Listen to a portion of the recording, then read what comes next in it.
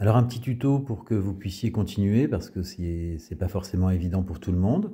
Alors vous retournez dans votre dossier du Drive. Là, j'ai pris celui de Carla et donc vous le téléchargez, hein. Vous voyez, il y a plusieurs manières de télécharger dans votre ordinateur. Vous l'ouvrez ensuite avec GIMP et là, on est dans le fichier de Carla. Donc tout de suite, vous faites enregistrer sous et vous changez, hein, vous mettez V3 si c'était V2, V2 si c'était V1, V4 si c'était V3, etc. Et ensuite, vous allez pouvoir manipuler les images. Je vous rappelle un peu quelques bases pour ceux qui ont quelques difficultés. Alors, on peut faire des sélections avec les quatre premiers outils, hein. Il y a l'outil déplacement, c'est la flèche. Puis après, on peut sélectionner des ellipses ou des rectangles. Ensuite, on peut sélectionner avec le lasso. Ou on peut sélectionner avec la baguette magique ou sélection par couleur.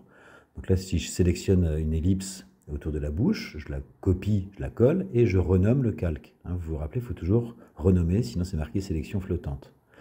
Et à partir de là, on a un nouveau calque qu'on peut manipuler. Alors, on peut changer la couleur, par exemple.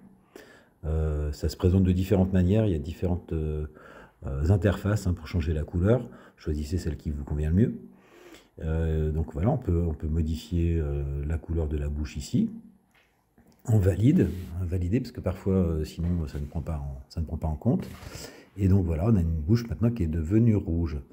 On va également pouvoir modifier l'échelle, donc mise à l'échelle. Vous avez dans votre cahier tous les outils nécessaires, hein, donc, qui se trouvent dans la boîte à outils qui se trouve à gauche. Voilà, par exemple, pour agrandir la bouche.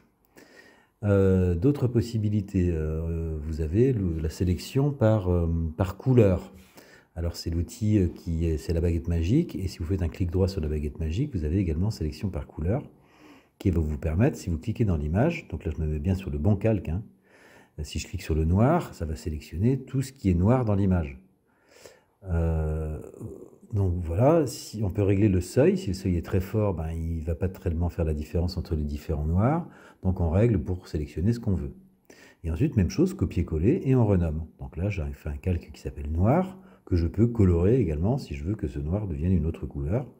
De la même manière, donc j'ai un nouveau calque et je lui donne la couleur que je veux, que je vais pouvoir manipuler ensuite. Comme la bouche, hein, je peux agrandir, je peux faire tourner si on fait majuscule R. On peut faire beaucoup de choses, on peut mettre en perspective, manipuler, amusez-vous à aller fouiller dans les outils de base, hein. Les premiers, n'allez pas dans tout le logiciel, c'est beaucoup trop compliqué.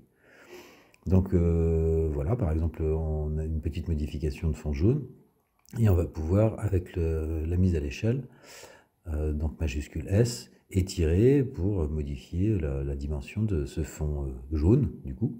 Mais on verra toujours le fond noir par derrière, hein, parce que c'est un autre calque. C'est comme si on avait rajouté une feuille. Voilà, d'autres possibilités encore, c'est la possibilité donc d'aller chercher. Alors là, je retourne sur Internet et puis je vais aller chercher d'autres images de la chanteuse. Précisez toujours, hein, quand vous cherchez des images, que vous voulez des images dans Outils, des images grandes. Et puis vous sélectionnez, ça peut être n'importe quoi. Encore une fois, il faut que ça soit la fête, hein. Il va y avoir le feu, un concert de dingue. Donc partez pas n'importe où, n'importe quoi, racontez n'importe quoi. Vous essayez d'avoir une personnalité à votre concert.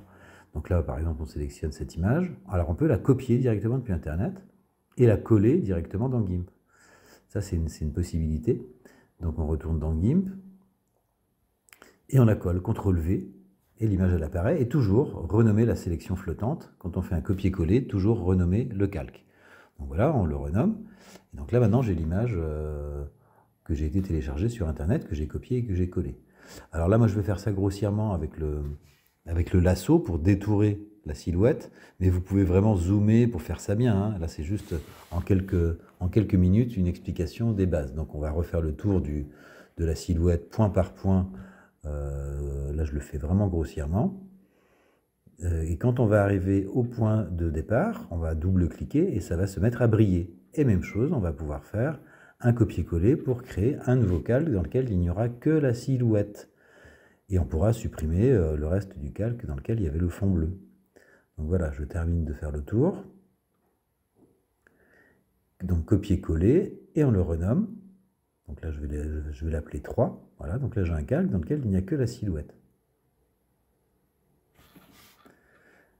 Le calque numéro 2 là, que je venais de créer juste avant, ben, on va pouvoir le supprimer. Alors moi, ça bug un peu parce que je suis en train d'enregistrer en même temps mon écran. Et avec mon logiciel de capture d'écran, il y a quelques bugs. Par exemple, je ne peux pas remonter les calques les uns au-dessus des autres. Ça, c'est un bug du logiciel de capture d'écran. Là, vous voyez, je voudrais pouvoir maintenant relever le calque. En fait, je ne peux pas. Quand je lâche, il y a un problème. Mais vous, si vous lâchez, ben, la silhouette, elle va passer au-dessus du jaune, hein. Les feuilles, les calques sont posés les uns au-dessus des autres. Donc là, après, vous pouvez simplement les faire passer les uns au-dessus des autres.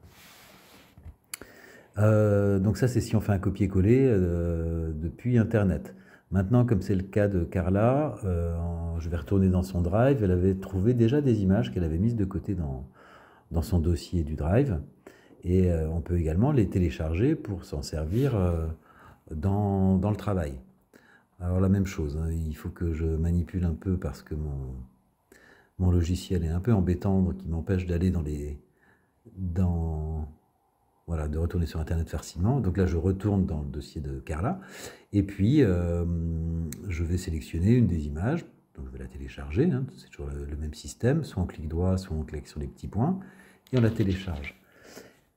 Voilà, et maintenant dans GIMP, on va pouvoir l'ajouter comme image en plus. Donc là, il va falloir faire fichier et ouvrir en tant que calque.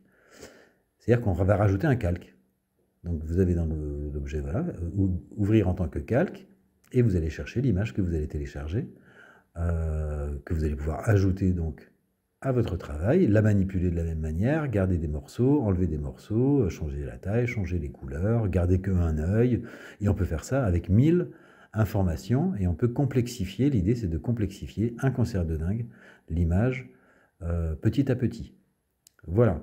Donc c'était surtout un tuto pour ceux qui avaient quelques difficultés. J'espère que ça va aller pour tout le monde. Vous avancez sur le projet parce qu'il ne reste plus qu'une séance la fois prochaine pour terminer ce travail numérique. Je vous souhaite un bon week-end et une bonne semaine. Alors, avant de vous souhaiter, il ne faut pas oublier, quand même, j'oublie là, enregistrer votre travail, évidemment, et aller de le redéposer dans le Drive, hein. Donc, vous allez retourner dans votre dossier, et puis vous allez mettre la version que vous venez de faire. Il ne faut pas oublier de faire ça, sinon vous aurez travaillé pour rien, et quand vous allez venir au collège, vous n'aurez pas accès à votre version. Donc là, je retourne dans le dossier de Carla, je clique droit, importer un fichier, je sélectionne la V3, celle que j'avais enregistrée au tout début. Voilà, et puis elle est importée et c'est terminé. Maintenant, sa V3 est dans son Drive et on pourra continuer la semaine prochaine.